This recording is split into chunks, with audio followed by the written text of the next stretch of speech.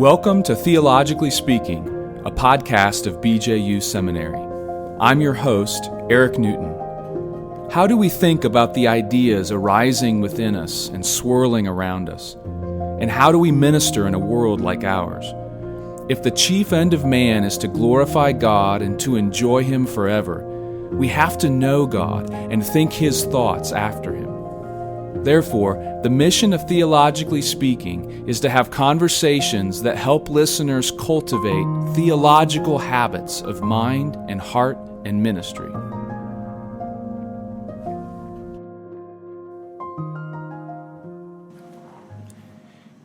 In a recent podcast, Dr. Troy Manning of Bibles International suggested that the two great needs in missions today are theological education and Bible translation. And he and I had the privilege of discussing the latter of those. And today I'm really grateful to have with me Dr. Joel Arnold to discuss the first of those. Joel is a 2011 PhD grad from BJU Seminary, and for the past several years he's served as a missionary professor at Bob Jones Memorial Bible College in Metro Manila, Philippines. Joel and his wife Sarah have 4 children. He has a website, joelarnold.com, and he is joining me today, actually here from the States. So Joel, thank you so much for taking the time to have this conversation on Theologically Speaking. Thank you. I've already enjoyed listening to your other conversations. I'm a follower of the podcast, and I'm delighted to join with you this way. Let's start off here very simply. Tell us a little bit about yourself and what you do and how long you've been in the Philippines, that sort of thing. That's great. So I'm grateful looking back my educational time at BJU and the way that prepared me for what I do now, which is essentially the same thing, just in a cross-cultural context. So now I am seeking to train young men and women, and that's both undergrad level up into the seminary level. That's local in Quezon City, which is our college, part of Metro Manila. And that ministry's been there for 30 years. I just get to step in, build on the hard work of people that came before. And then other things that happen, I get to travel. At least before 2020, I did a lot of traveling around Southeast Asia and within the Philippines and other countries too. I love that. A lot of block classes. I'll jump into a place and hold a 7-week block class or 7-day block class and things like that. And then one other piece is a lot of teaching online before 2020 also. So there's a program that I've worked on together with Dr. Kevin Eberlin offering doctoral level classes. And the guys on that, since it's all online, are all over the world. Southeast Asia primarily, but other places too. So that's my delight. I love being able to teach and invest in young men and women, and particularly investing in young men for the ministry. Yeah, that's great. And remind me, when did you first arrive in the Philippines? How many years has that been? Great. 2013. Okay. So altogether coming up on about 8 years, depending on how you count it. Okay. Before we get to our topic specifically, maybe just one other question in terms of you and family ministry. Unlike probably most of us, you've experienced, you mentioned 2020 and the irregularity of it. You've experienced the pandemic in more than one place. You're in the United States now, but you were in the Philippines, have been in the Philippines most of the last 12 months. Any reflections on, being a Christian husband, father, missionary teacher during the pandemic? Yeah, it was very intriguing, I think, to see the differences in cultural responses. I'm on social media and I read American stories. So you see that side of it. And then in the Philippines, there would be a different response to that. We were actually in Hong Kong the week before everything really hit or started going worldwide. And so kind of watching the response there and then talking to other missionary friends around the world. Anyway, it's very fascinating how much this gets put through the lens of culture, and different groups of people respond in very different ways. Specifically for us in the Philippines, working through with our kids, it was a really strong lockdown. There was a couple of months, maybe 4 or 5 months, where our kids didn't go outside the house at all. And that wasn't our choice. Right. So, how to work with that with them so that there's no sense of, I don't know, frustration with that. Okay, this is God's direction for us right now, and we're content with that. So I wanted to be really careful about how I talked about it in front of them, and then just processing this for them. I was desperate for them that they would look back on this 10 years from now and remember how God provided and God directed, and He did. So those are some reflections. Yeah, that's good. Thank you. Well, we're going to talk about cross-cultural theological education, and you've mentioned some of the avenues that God has enabled you to travel down in relation to that over the past decade or so. How about we start with this? Let's imagine somebody graduating from seminary next year, and he's evaluating his opportunities. We have listeners who are in seminary. We have listeners who are pastors, and they're, training young men in their own ministries and trying to help guide people in discerning what the Lord might have for them in the future. And all of us, have this desire to see the Great Commission played out and be accomplished and participate in that in one form or another. So if somebody's evaluating these opportunities, maybe kind of the position that you were 12, 15 years ago, is there a reason to prefer theological education outside of the U.S. or some form of cross-cultural teaching? Is that preferable? Right. I mean, so I'll start this direction for myself. I feel very privileged to get to do this. And one of the reasons is I just think there are things that you get to do right away. And certainly that accumulates as you get more years and more experience and language learning, things like that. But you get to do things that I don't feel like I would get those same opportunities in the US. If we want to see how theology is applied and lived out in different contexts and in different scenarios, it's really beautiful to watch some of those cultural differences and to see the same truths applied in different ways, and then to become part of that.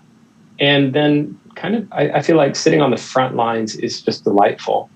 With my Filipino brothers and sisters in our church and seeing how God is using them, I love being part of that. So I would say that, in terms of just opportunities, it's something to jump for. Yeah. And I feel very much privileged with it. But I'll give another concept here. And so I'm thinking from a concept from finance.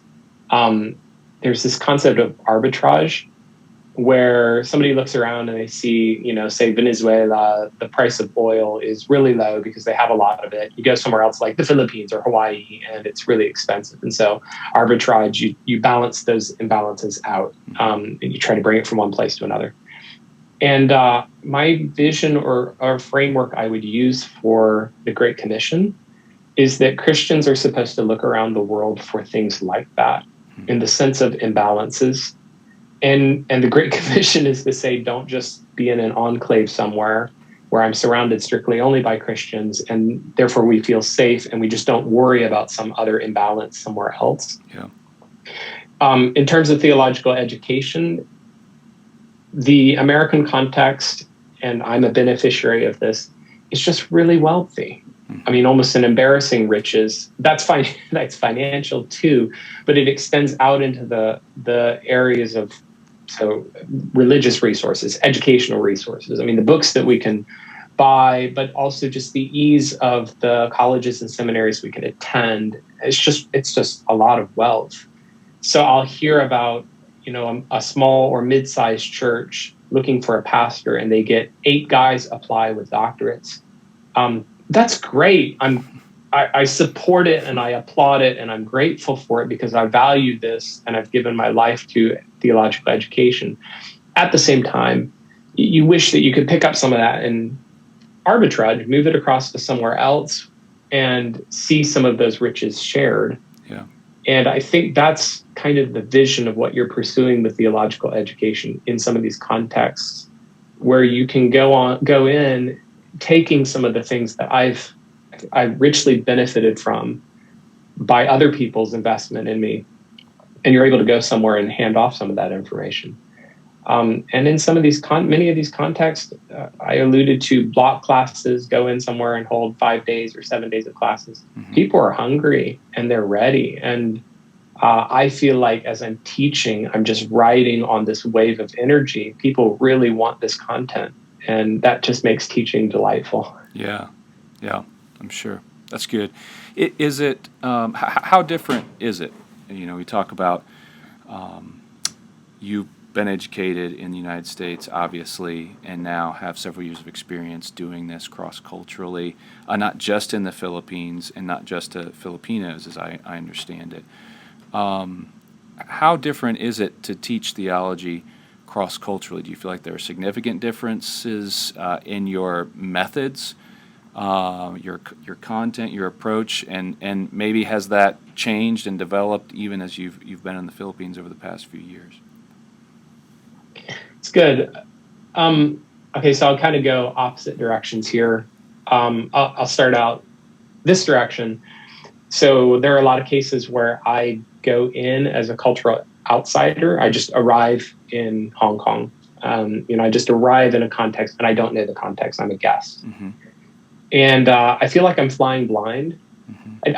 I don't know what potholes are there, or I don't know the configuration of thoughts that are in minds.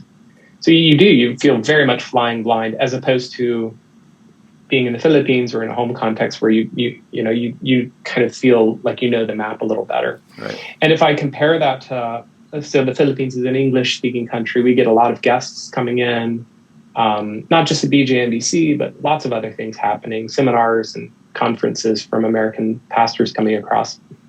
I'm grateful for that.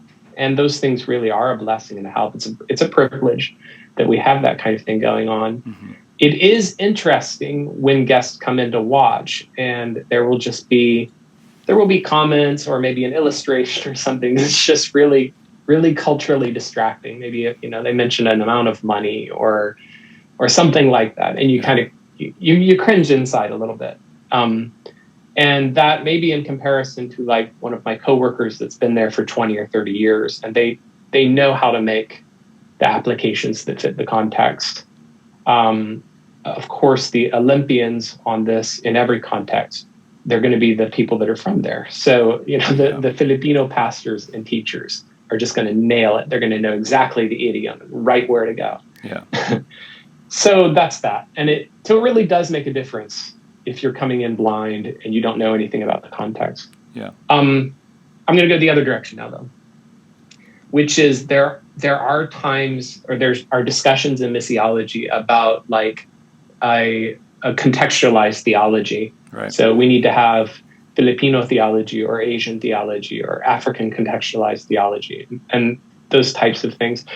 Again, I applaud it in the sense that I am glad for people all over the world. We need to participate in the theological conversation. Right. And they will bring an interesting perspective. They will ask questions we would never think to ask. Mm-hmm. So that's great. But I'm continually astounded in my own teaching, and I would say just the passage of time increases this, how not dissimilar, how just consistent continuous theology is across these different contexts. Yeah.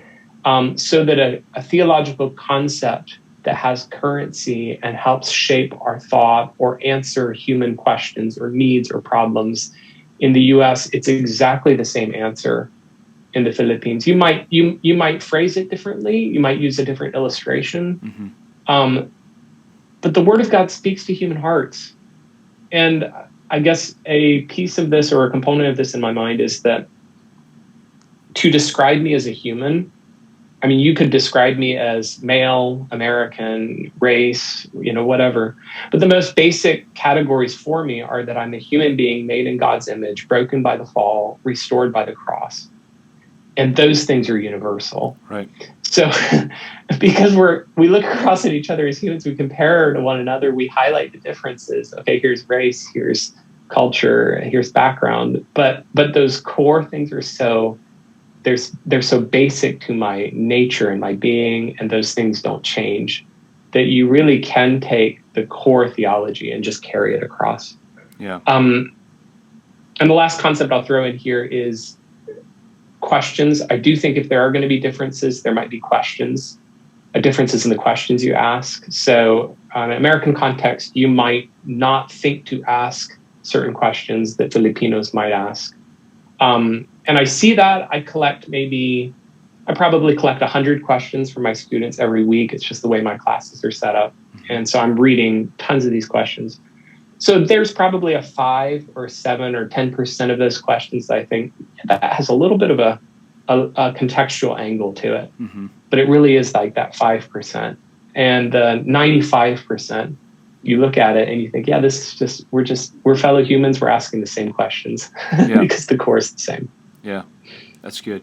Yeah, I find myself saying that more and more, I think, to my students, that what we have in common is so much greater than what distinguishes us. And you could take that, I suppose, in a reductionist direction and try to level all differences in an unhelpful way or broad brush people or the past, and we don't want to do that. But yeah, absolutely, to be made in God's image, to be sinners, to be people who are level at the foot of the cross.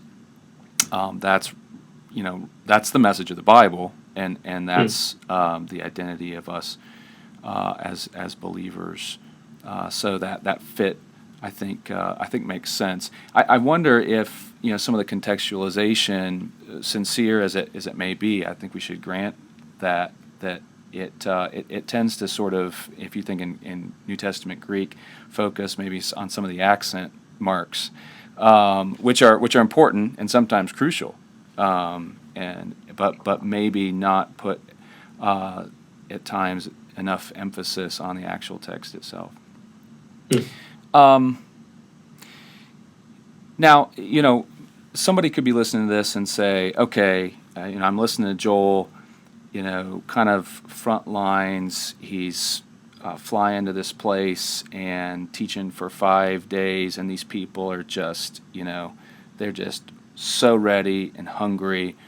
And it maybe this is everything, in terms of mission work or in terms of what the church should be investing in. Maybe everybody should be a cross-cultural theological educator. So I think we should ask the question, is this a panacea? Is this the primary way we ought to be doing missions, or is there something else to be said? Is there more nuance than that? Yeah, I'll go through there are a couple of concepts that occur to me with that. One, I do think it's very, very possible, maybe likely. If you jump on a plane, you go somewhere, and you step in and you see a lot of activity and energy, and maybe people are very receptive. So that's exciting. It's easy if you just step in like that to feel like, okay, this is where it's all at. I don't see that same level of excitement in my own context. And to feel like there's something unusual, as in it's almost like a different dimension or something on the whole theological framework. If you live in a place, then it kind of levels out, and you recognize there are some really great strengths, but then, it's just a place, and people are just people. And so there are problems, like anywhere you go and live and get to know a place, there's strengths and weaknesses in each place. A second concept, though, and this moves away from like the geographic scale more to the theological education side of things. My personal vision for theological education, I would rather view it as a continuum that moves all the way from the most advanced. So we have like a PhD level classroom down to earlier today, and I'm talking to my 2-year-old about what is the fear of the Lord. And I don't know how much she got, but it's theological education. If she's hearing that, she is getting stuff. She is learning stuff. So it's just straight up that scale. And what that means then is I would say we're always doing theological education in some sense. Yeah. I mean, if I'm church planning, I'm trying to educate the members of the church. So, okay, it's just a continuous scale, and it's all theological education. Still, I think we know what we mean when we say this. We're probably thinking of something a little more formalized, classes and lectures and syllabi and quizzes and tests and so forth. So if I was going down that direction, I would say that you can only do this in a country like mine, where there's already a history of gospel proclamation. The Philippines is strong because you have a deep network of churches. There are parts of Southern Africa that work like this, parts of Latin America. So you go into a place where lots of activity is already there, and the goal is to deepen that some. The goal is to hand people some tools.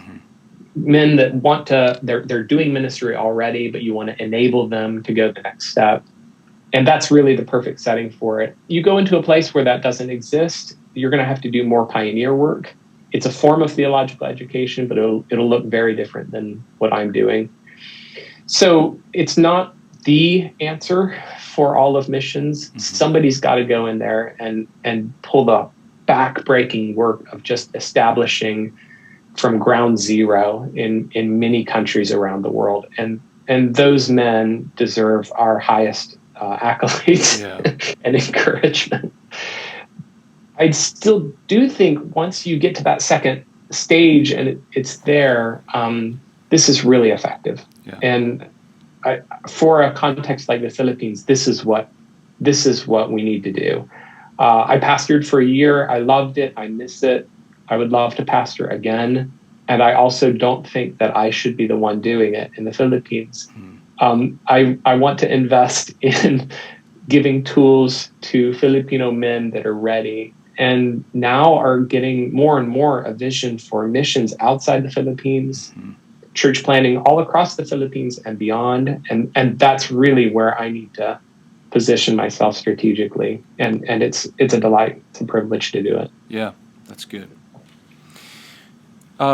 If we have a listener who's saying, I've thought about this some. This conversation helps me think about it a little bit more. I would like to be a cross-cultural teacher. Maybe that is internationally. Maybe that actually is some sort of cross-cultural context here domestically. What are some of the core skills a person should acquire? What's been your experience? What would be your advice in terms of preparing for this kind of ministry? I'll do three, and there's a bit of an order to them. So one category of things would be like the missiological skills. You could do cultural anthropology for missionaries. Language learning skills, just to be aware of, let's say, the configuration or the shape that human cultures can come in. And it really can be very helpful. You'll hear a comment or you'll come across something that could seem mysterious, baffling, inexplicable. And then if you know the category for it, it makes a lot of sense. You're looking at it now and going, okay, I'm seeing collectivism here. I'm seeing an external locus of control. You just have some categories for this, and you kind of know where to put those things. It even helps you, and this is important, it helps you realize that your birth culture or the culture of your upbringing is not the only configuration of how to get things done. It's not the only proper answer. So it kind of, it presets your thinking away from culturalism, and to recognize that there are other ways that people can think, and those are entirely valid, equally valid. Yeah. But that maybe gets all the focus. That's category one. I would actually say more so would be the second category that comes to my mind.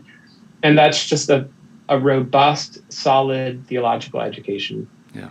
And that's going to be critical because you have to know not just, we have to recognize what Scripture says, but we also have to recognize what it doesn't say, and know the configuration of that also, like let's say in a biblical theology framework, to realize, okay, here was the application of that biblical idea in my context. You encounter it in another context and it looks really different. And you have to go back to the text again and carefully scrutinize the text to realize that actually that also was a good and fair biblical application. Right.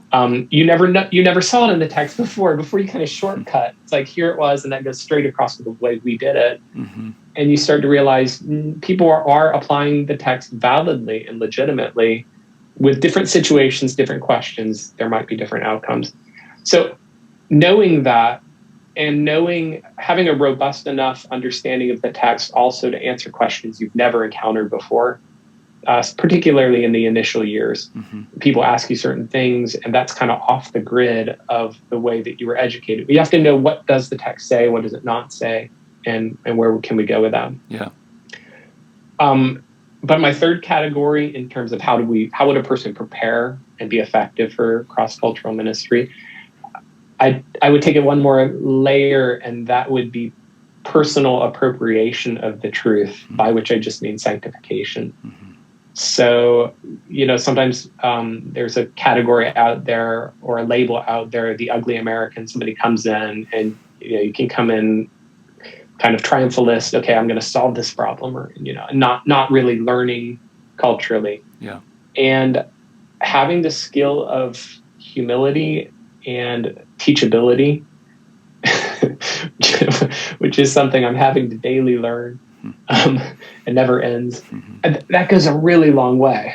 Mm-hmm. Particularly language learning. I mean, the initial years of language learning, you're going to feel like a child, and you're going to feel like a child for several years, and it never ends, because you always are hearing expressions or cultural references or an idea, and you lose it. You don't, I didn't hear what, you just lose the train of thought. You can't follow the conversation because something went by and went past your language skills. You have to get really good at feeling stupid, because you will feel stupid all the time. But then learning from your Christian brothers and sisters, and being taught by them, I love that. That, again, is a delight. Just to fellowship and the deep relationships that come out of that. To be teachable it's a privilege, it's a delight, even while it's hard. So anyway, those three start out with the cultural learning concepts, but that almost might be the most surface. Second, theological education in a robust way.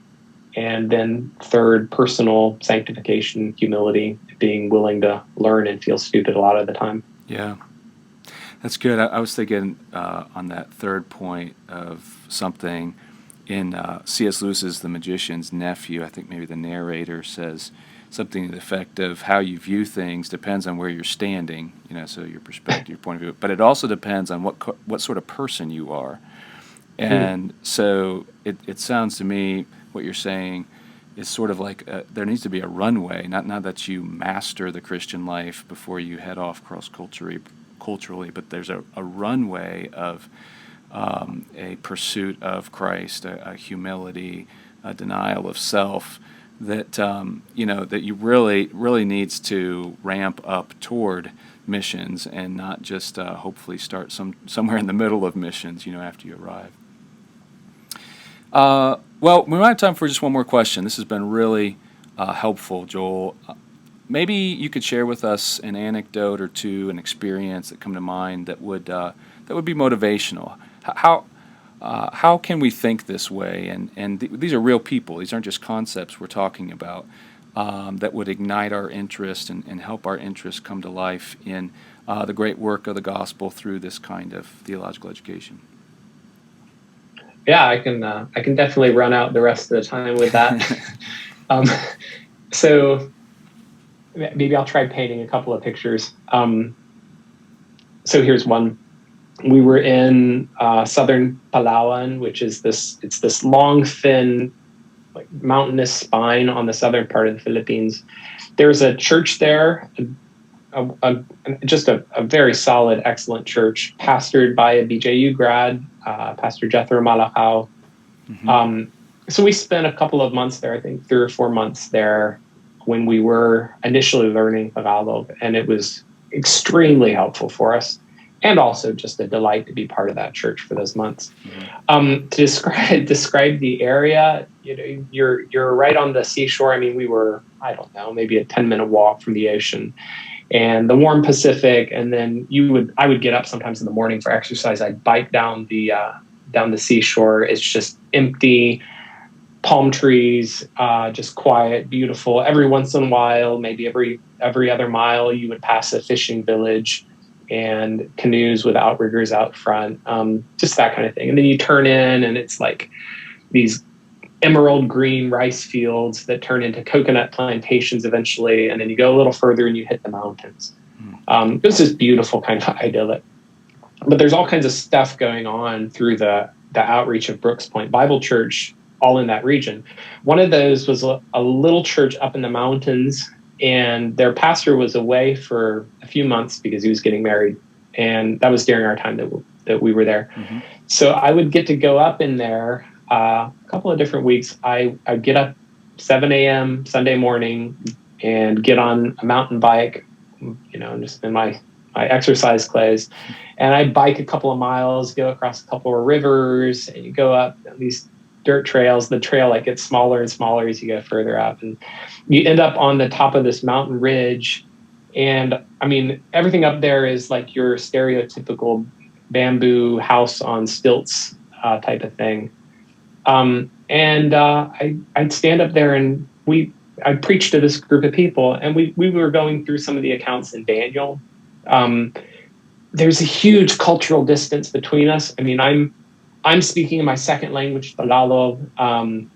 They're listening in their second language. So we're like trying to meet in the middle. And there was a guy that would sit in the front. If I used certain expressions, he would like informally turn around to the audience and explain, while I was preaching, he'd explain to them what I meant and stuff. So anyway, we got through it. The delightful thing about it would be, I'm an American speaking to people up in this mountain region about stories that happened in the ancient Near East. Right. And these things resonated. Yeah. And they would, I would talk about an irony or a turn of events or some dramatic point in the story. And you could see on their faces, they'd light up. They got it. It made sense. And they're responding to it. And the relevance of that, like we were saying earlier, just speaking to the human heart. But the delight, too, of just sharing fellowship with people. And I couldn't be any more different, it feels like. And yet we were really one, rejoicing in the same truths. Yeah. And that church is going forward. It's been pastored by a BJMBC graduate. So that just a delight to be part of that and step into those kinds of privileges. Those are the times when I stand there and I think, how on earth did I get here, that I get to do this? Completely different scenario. Instead of the southern Philippines, it's north of me, a couple of 6 or 7 hours. And actually, Baguio, it's the city where my grandfather was stationed during World War II. So it's a mountainous area. If you think of if you've seen pictures of the favelas in Brazil, or Rio, where you have these colorful houses all up the side of a hill. It's picturesque. It's beautiful.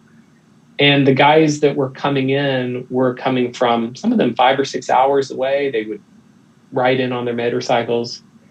They're coming from places that may not have any electricity, any internet. And so they would be loading up anything I could give them on little USB drives because they weren't going to be able to connect into the internet once they went back and that kind of thing. But I think I had 20 or 30 guys. We spent 5 days together talking through the Holy Spirit, salvation, the doctrine of Christ. It was 6 hours a day, so it was mentally exhausting. And they're asking me these great questions. I'm having to think, and but at the end of the day, thinking about the doctrine of Christology and salvation for 6 hours. I mean, my heart's just on fire and overflowing.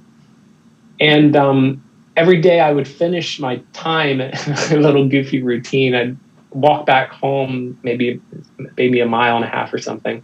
And I would always buy myself a little Coke and a Snickers bar. And that was my little personal reward as I'm walking home. And, I'm tired, worn out, but just rejoicing, walking along with my Snickers bar. And I just think, I'm glad, ironically, I'm glad my friends don't know about this, because then I'd have to share the privilege.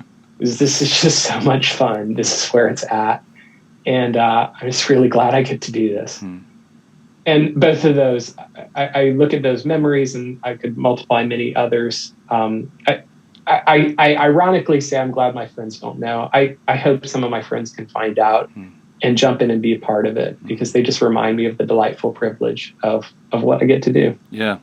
Well, the secret's out. That's great. Well, thank you so much for contributing to the podcast today. Thank you for helping us get a little bit of insight to what the Lord has burdened you to do and enabled you to do cross-culturally.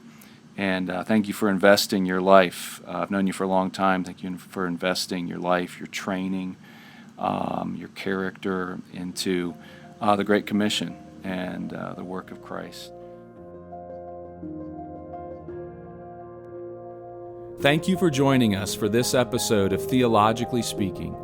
We trust that in the coming days, God will count you worthy of your calling and fulfill every desire for goodness and the work of faith with power, so that the name of our Lord Jesus will be glorified in you and you in Him, according to the grace of our God and the Lord Jesus Christ.